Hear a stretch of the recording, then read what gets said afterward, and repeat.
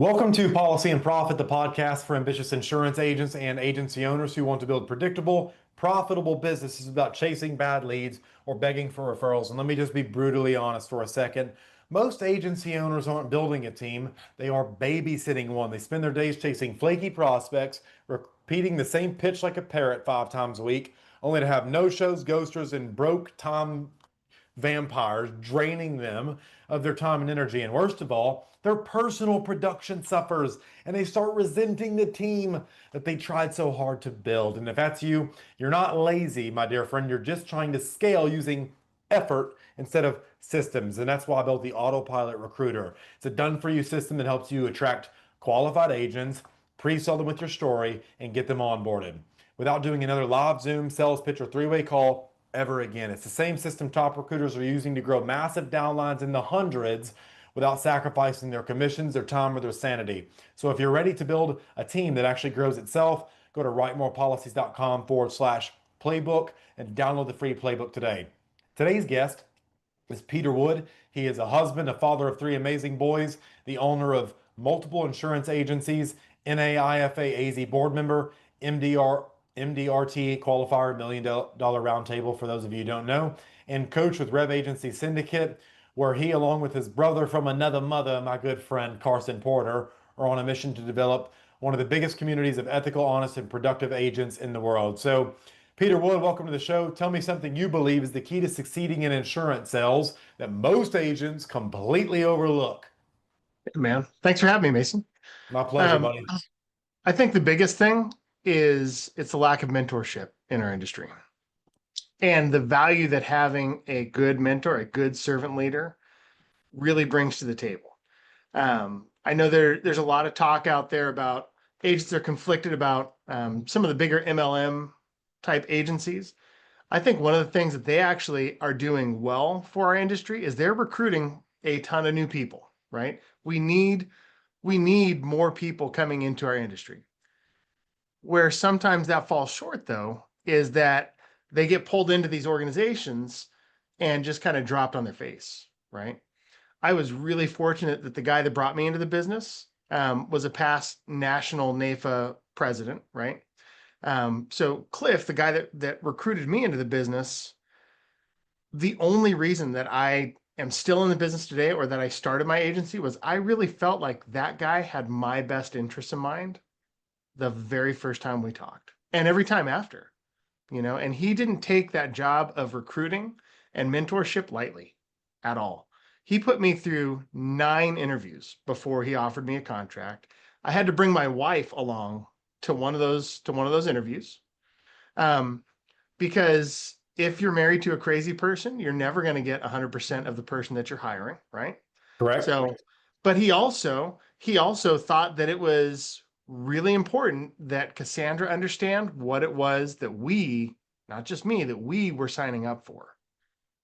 Getting started in the industry can be slow going when you're starting something from Yeah. scratch, That's you a know? really good point.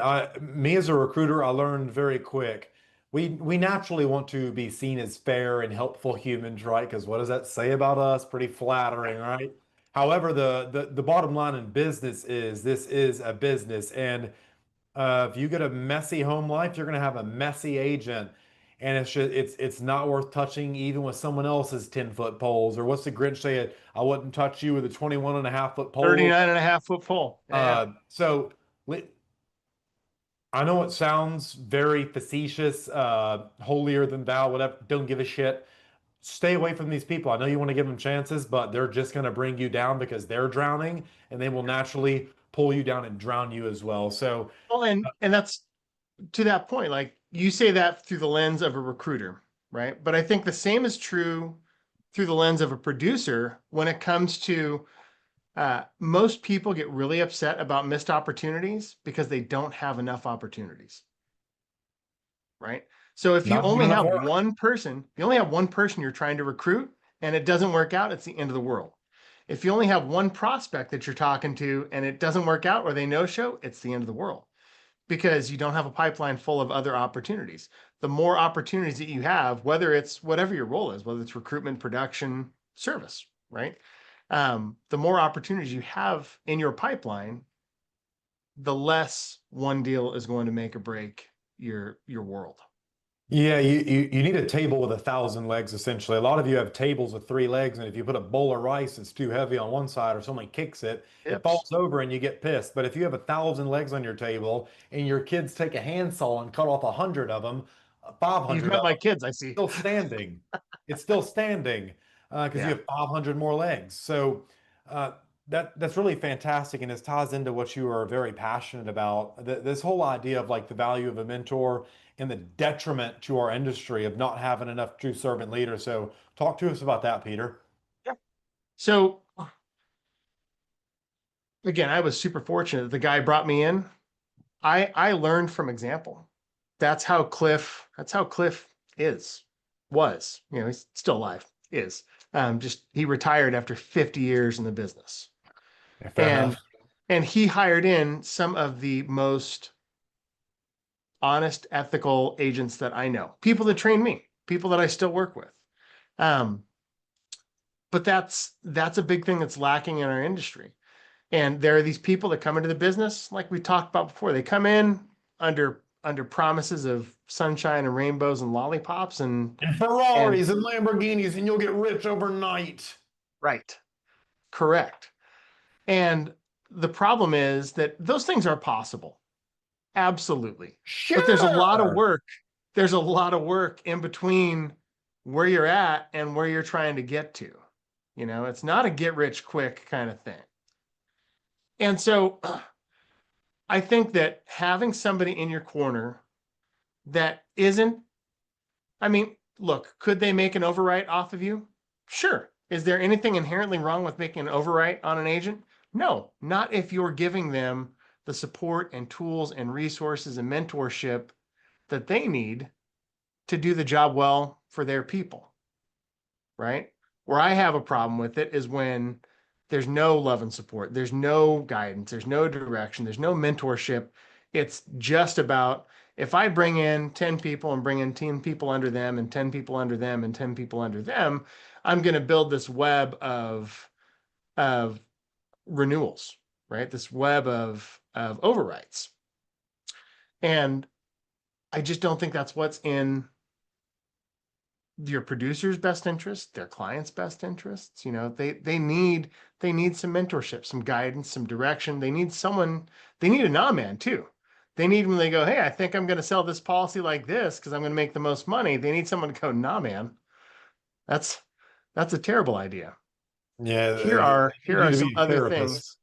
Yeah, I think the nah man is one of the most underutilized people in our profession. You need someone in your corner that when you throw out a crazy idea, goes, nah, man, nope. You need cheerleaders also, but you need someone to help keep you in check and keep you on the rails. You need And a so, human who's grounded, who can discern, who can be real with you and say, hey, that's dumb.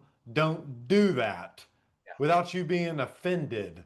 And yep, that's just the world we live in today, Peter, where people would rather choose to be offended than understand this, my dear friend. If I didn't love you, I wouldn't correct you. right. Okay? That's really what it comes down to, right, Peter? It's kind of like discipline, like discipline. The way I look at discipline with my kids is discipline is not something I do to my kids. It's something I do for them.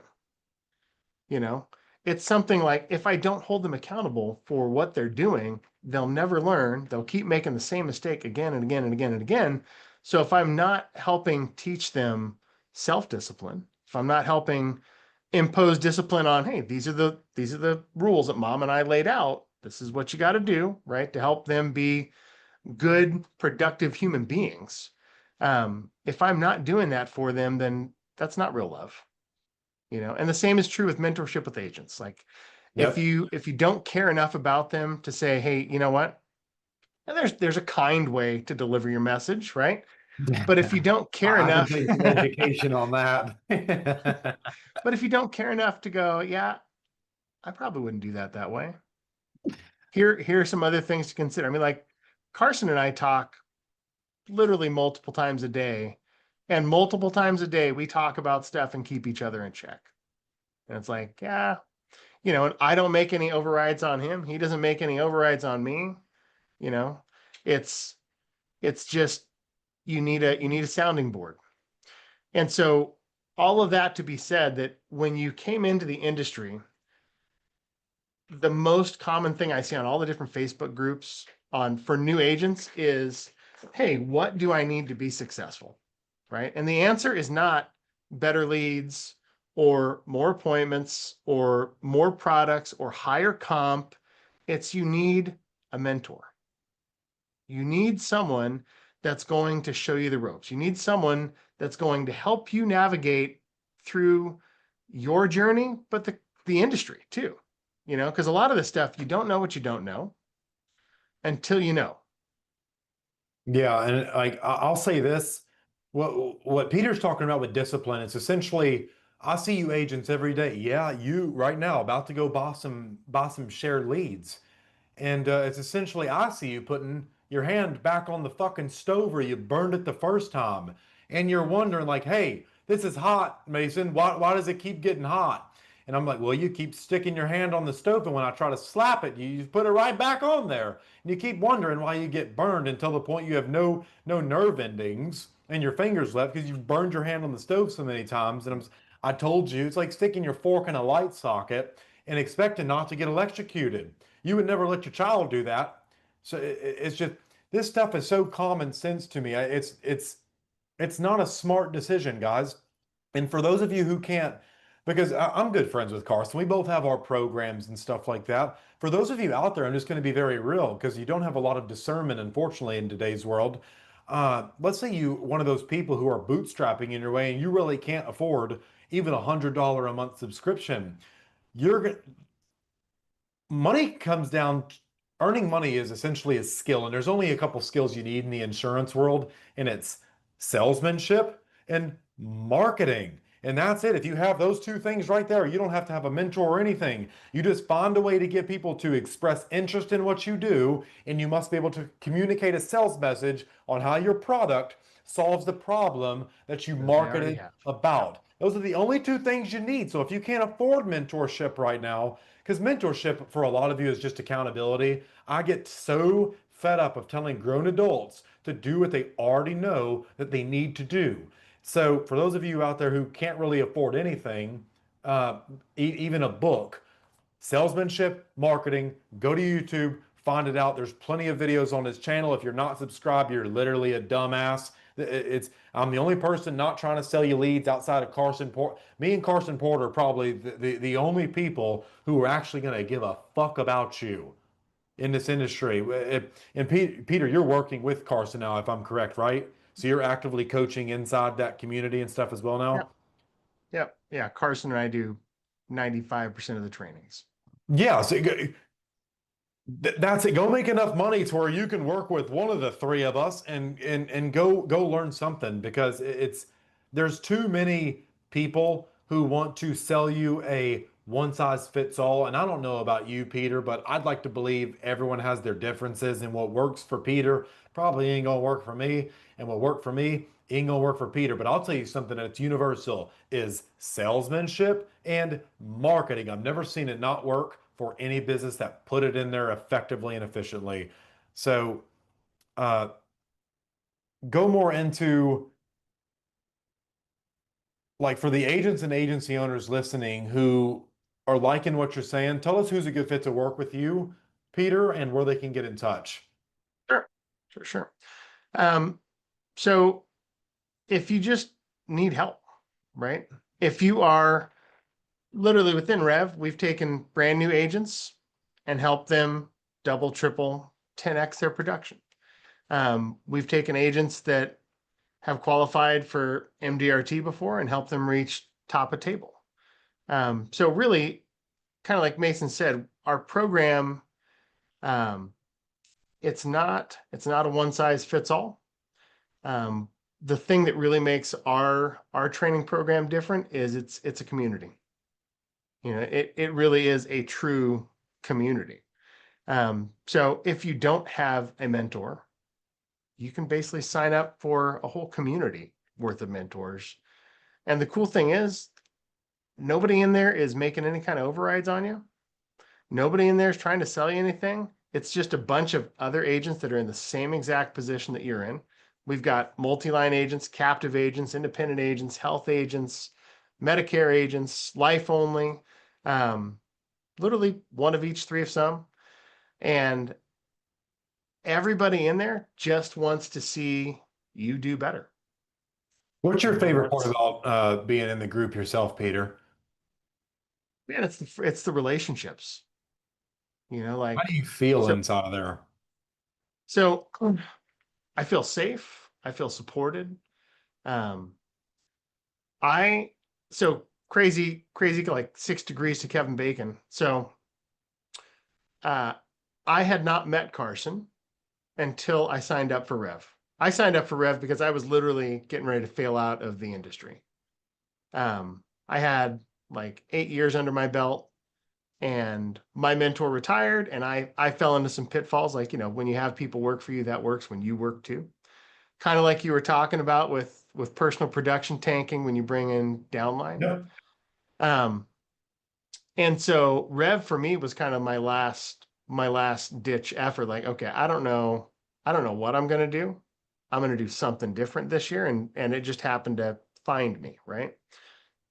Um, but through that, you know, I have met some of my best friends in going through this program and being a part of the community.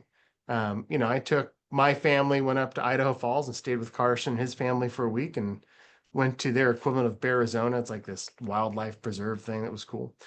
Um, but I say all that because the crazy thing is, like, Carson, this guy that for some people is it's like, oh, he's one of those people that he would never talk to me, right? But he will. He will. He's in this group and he'll talk to anybody about anything. And come to find out, not only did we both start our careers at the same captive carrier, we were both in the same room at the same time at a bunch of places, and Never didn't knew. know who each other was. We went to the same elementary school in the same town at different times.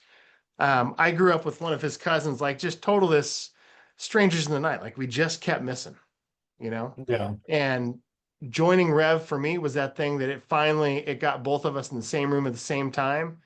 And we are legit. I feel like he is my brother from another mother. Like, we are the same person with slightly different personalities. I like that. Peter, we're going to wrap up here. You guys go comment down below. Say thank you to Peter Wood for sharing his insights on the value of true servant leaders and the detriment of not having enough of them in the industry. For those of you interested in learning more about Rev or Peter Wood, you can go to the links down below in the description and talk to Peter or Carson there.